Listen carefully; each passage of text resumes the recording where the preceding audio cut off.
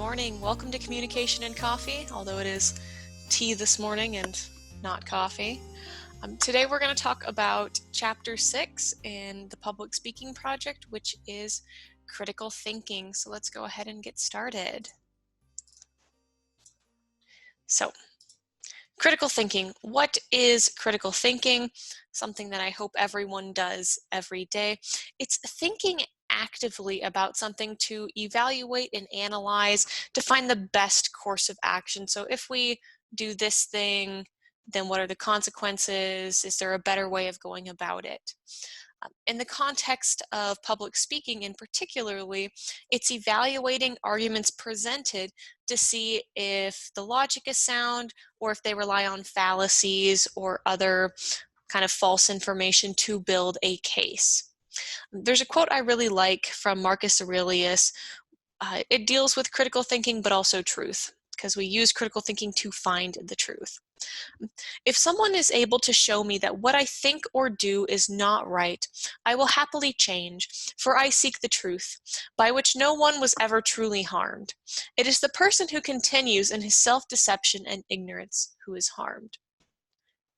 So what this means in our context is that if there's evidence presented to you that is true and it is correct, and you may be wrong in your opinion, that you may need to evaluate and change your opinion, or if you are wrong, then you should change your opinion to what is actually true and correct. Having that flexible thinking to say, maybe I'm wrong about this and need to reevaluate. So here are some traits of critical thinkers and also judging versus critical thinking. I know kind of our first gut instinct sometimes is to judge because it's a lot easier than thinking critically, but it's much more beneficial to think critically rather than to judge, because judging is very closed-minded, it's very irrational, it's very emotionally led, it's, like I said, feelings motivated, and yourself is more important than others when really it should be, you're thinking about the team, being more selfless. But some of the traits of critical thinkers, they are open-minded. So they're open and receptive to ideas, even those that they may disagree with, especially ones that they may disagree with, because if you're a truth seeker and a critical thinker, then at some point in your life you will be proven wrong, and you want to be open-minded to that possibility so that you can say, okay, well, this is what's actually true. This is what I need to start acting like is true. They reserve judgment on a message until they've examined the claims, logic, reasoning, and evidence. They're fair-minded and understand that a message is not inherently wrong or flawed if it differs from their own thoughts. So just because a thought is different from yours does not mean it is inherently going to be wrong or totally flawed, because it's always possible that our own thinking is flawed. So critical thinkers remain open to the possibility of changing their view on an issue when evidence and logic supports doing so.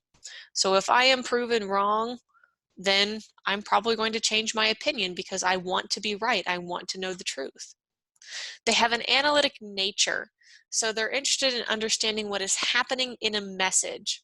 They break it down into its individual components and examine each thing, and they dissect these different components for sound logic and reasoning. Because chances are, if one part of this message is incorrect or it is unsound, then the rest of that message is also going to be invalid, or it's going to be invalid because of that one part, even if it does have small grains of truth. They are systematic by method, so they avoid jumping to conclusions and systematically examine a message. They apply accepted criteria and conditions to their analyses.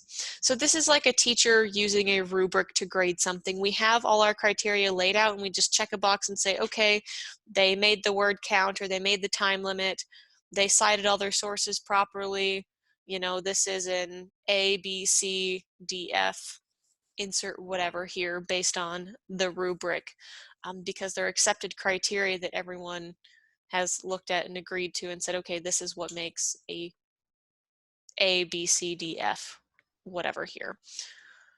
They're inquisitive, so they're curious by nature. They ask questions of what's going on around them and in the message, and they want to know more and take action to learn more.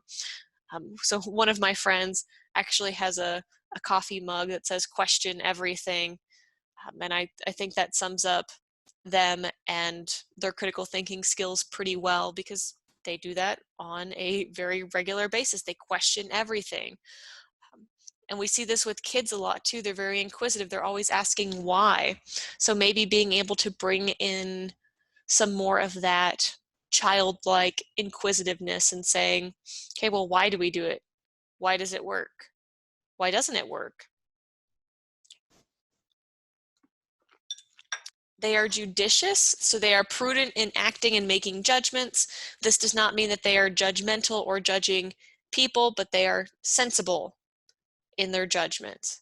They don't jump on the bandwagon just because everyone else is doing it. They actually try to think it through and make the best judgment with the information that they have, and try to find more information if they think they might not have enough. And they have a truth-seeking ethos. So this goes back to this Marcus Aurelius quote that we started with. They exercise an ethical foundation based in searching for the truth. Because if you are searching for the actual truth, what is truly real,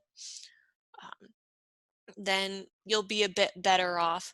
But you also have to understand that even the wisest people may be wrong sometimes. Everyone is wrong at some point, because everyone in the world has some piece of information that we don't. And they are confident in reasoning. So they have faith in the power of logic and sound reasoning. They understand that it is in everyone's best interest to develop sound logic and critical thinking skills. But they understand the power of letting people change their mind themselves. Because we've all been in that situation where we've been wrong, and someone's trying to tell us that we're wrong, and maybe we even know we're wrong, but they're just trying to, hit us over the head with facts and with data, and, you're wrong because of X, Y, Z. In situations like that, we don't want to admit that we're wrong, right? So sometimes we even get more entrenched in our beliefs and say we're going to hold on to this tighter. So if you're really trying to change someone's mind, then it has to be their idea. They have to start questioning this. You see this in street epistemology. Check out Peter Boghossian and James Lindsay's How to Have Impossible Conversations if you'd like to learn more. But asking questions, getting them to think. So, okay, well, what do you think? What do you believe? Okay, what brought you to that conclusion? Is there anything that might change your mind about that? Not saying we have it, but what would it take? And kind of getting them to think about, well, what do I believe? Why do I believe it? Where do these things come from? Where could it lead me in the future? And what would it take for me to stop believing this? Okay. Kind of hearkening back to what we were talking about in chapter 3 about ethics and chapter 4 in listening. So how can we, well, we first asked how can we listen effectively when the topic's emotionally charged, but now how can we think critically if something is emotionally charged? And it just goes back to listening. You have to actually focus on them and realize that they are not attacking you as a person. Hopefully, I mean, it has happened before. It's not impossible. But what is their message? What are they trying to get across? And actually trying to understand them. And sometimes that means putting your emotions on the back burner, which for a lot of us is really, really hard. But sometimes we need to do it in order to think effectively. So once we've gotten to the point where we can actually listen to the message and aren't focused on trying to tear down their argument, what do? We analyze. So we start to break down the message into little bite-sized pieces that are a little more palatable for us to say, okay, is this logically sound? Is it reasonable? What? And then we evaluate. So we're assessing each separate claim to see if they are individually valid. And then we infer or interpret. So what do these things actually mean? What are these claims actually saying? What conclusions can we draw from the evidence presented to us? And then self-regulation. So we have to realize what our pre-existing opinions and biases are.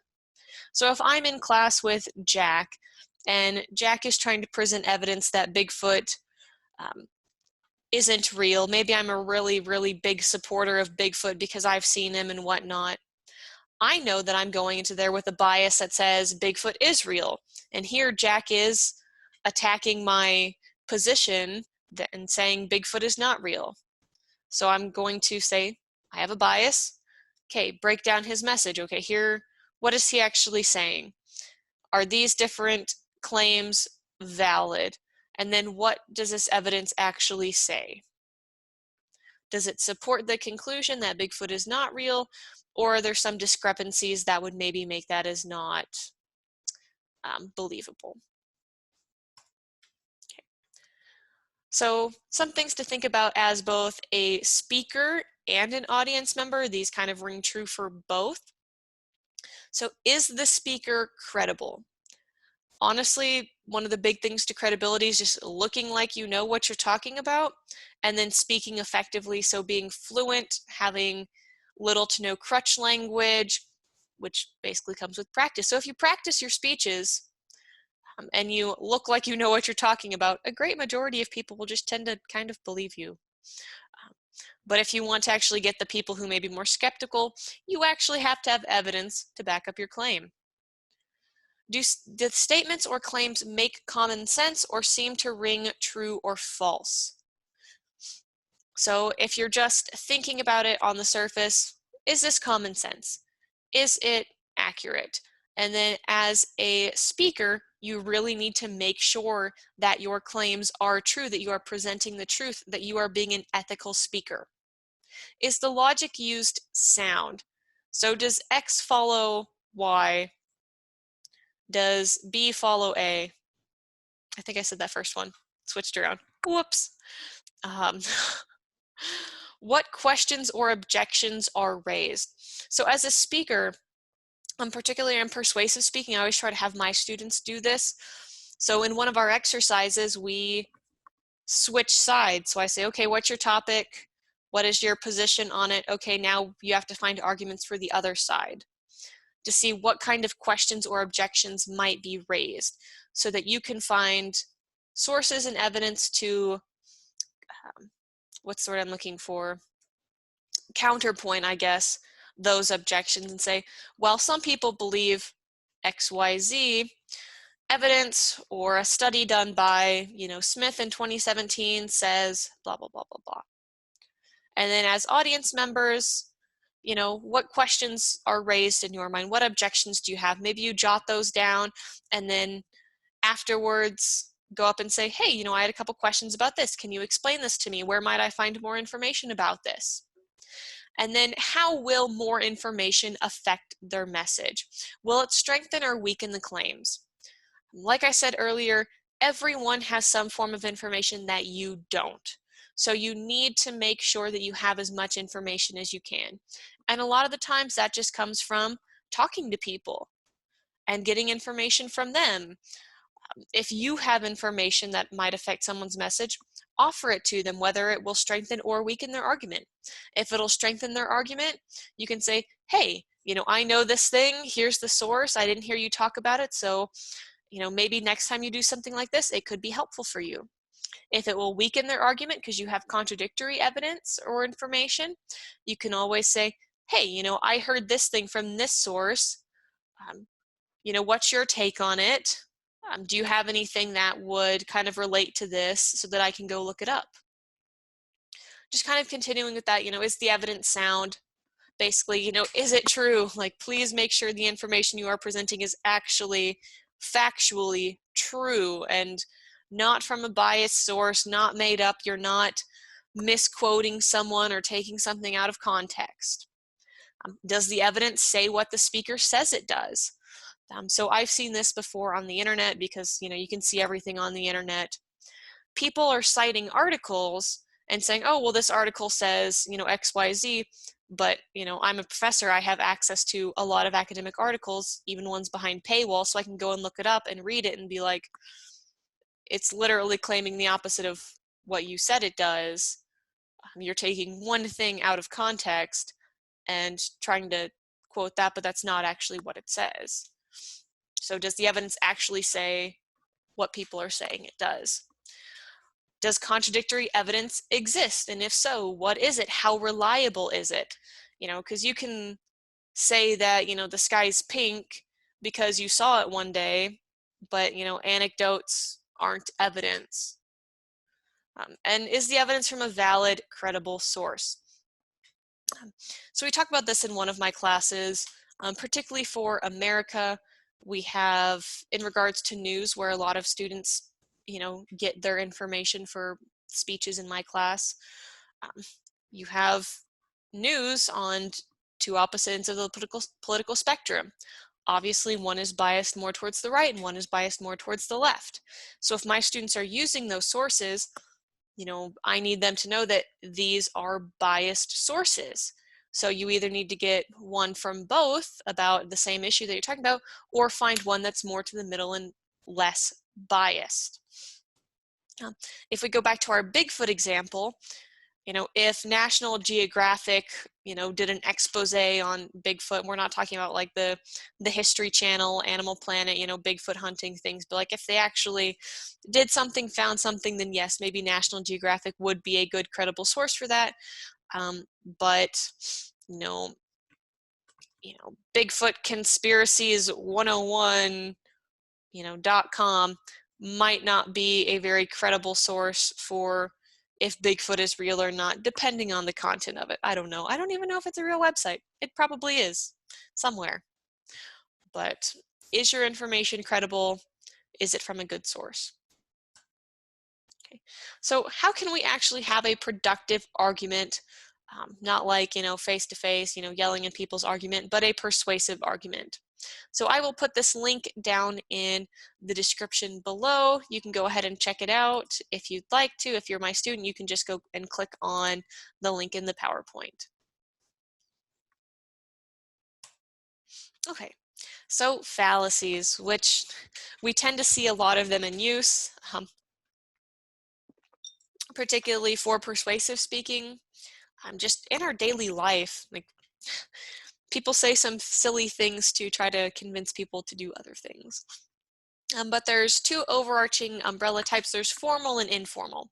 So formal fallacies are error in argument structure. So you have bad reasons, masked man, and fallacy of quantitative logic. I'm going to start with quantitative logic. So this is saying like, all grandmothers make awesome cookies. Not all grandmothers make awesome cookies. Some grandmas cannot cook. Some don't like to cook. All philosophers are wise. All professors are nice. Or insert whatever here. Not all people do insert whatever thing here. If you want to use numbers for that, actually find hard statistics and say 67% of philosophers self-identify as wise. According to a survey done by Smith in 2019, 55% of grandmothers bake amazing cookies and 40% prefer to bake cupcakes. There's the masked man fallacy. It's a substitution of parties. If the parties are identical and it's the same thing, then it is valid. However, if the parties are not identical, if they are not the same thing, then it is a fallacy. So if I say someone in an orange shirt stole my cat, and hey, Leon in class today is wearing an orange shirt. Therefore, Leon stole my cat. If Leon was the one who stole my cat, then it's fine. But it's probably a fallacy because Leon is not the only person in town who wears an orange shirt. And then there's bad reasons. Well, we don't like the way that they dress, so we're going to fire them. She doesn't do her hair right. We're going to kick her out of the club. Or we don't like how he, laughs. So, he can't be our friend. Those are bad reasons for doing those things. And then there's informal, which is an error in reasoning. And there's a lot of them. Once again, this link will be down in the description below if you'd like to check it out. We see a lot of straw man, so misrepresenting someone's argument. A lot of ad hominems, which are personal attacks. Slippery slope, so, oh, if we let this happen, then this terrible thing's going to happen, after, in 6 months or whatever, so we cannot, under any circumstances, let this first thing happen. You see that in politics a lot. Loaded questions. You see these, so a question that has an assumption built in where there is really no right answer. We talk about this in my interviewing class, because whether you're doing a job interview, whether you're interviewing someone for a newspaper, you're being interviewed by, whomever, or doing the interview, you need to avoid loaded questions. So a loaded question example would be something like, oh, are you still cheating on your tests? Are you still beating your spouse? Because there's an assumption built into that you have done it in the past. So there really is no right answer to that. Or, so you could have loaded and you could have leading questions too, which are like, oh, do you hate final exams as much as the rest of us? Insinuating that everyone hates final exams. Bandwagon, everybody's doing it. Black or white, oh, there's only 2 options. There's not a third or a fourth or a shade of gray, when there's pretty much always a third, fourth, fifth, 16th option. Anecdotal, so using personal experience as a valid argument. Anecdotes are not, like, they happen, they are true, yes, but they are not, foolproof evidence of things. No true Scotsman. So an appeal to purity. So an example, I think the story behind this is, a Scotsman was reading a newspaper one day and saw that an Englishman had done some horrible crime, and he's like, no Scot would ever do anything like that. And the next day in the newspaper, there was a Scotsman who had done a very similar, if not worse, crime, and he says, no true Scotsman would ever do such a thing. So, no true Scotsman. Appeal to emotion, do that a lot. You see that in the ASPCA commercials when they're singing In the Arms of the Angels. But yeah, go check this out. Some of them are pretty interesting to see what people use. Okay. And to end it off with today, just think about how you think. Are you a critical thinker, or using more of the peripheral route to just kind of slide around those critical thinking things where you don't actually have to think? You don't have to say, oh, is this person using a fallacy? Are they using good evidence or bad evidence? And falling victim to those fallacies that others may be using to try to convince you to do things that may or may not be in your best interests. So once again, thank you for joining me with Communication Coffee, although tea this morning. If you have any questions, comments, or concerns, if you are one of my students, please shoot me an email. You can also shoot me a Canvas message. If you are not one of my students, you can leave a comment down below. So thank you, and have a wonderful rest of your day.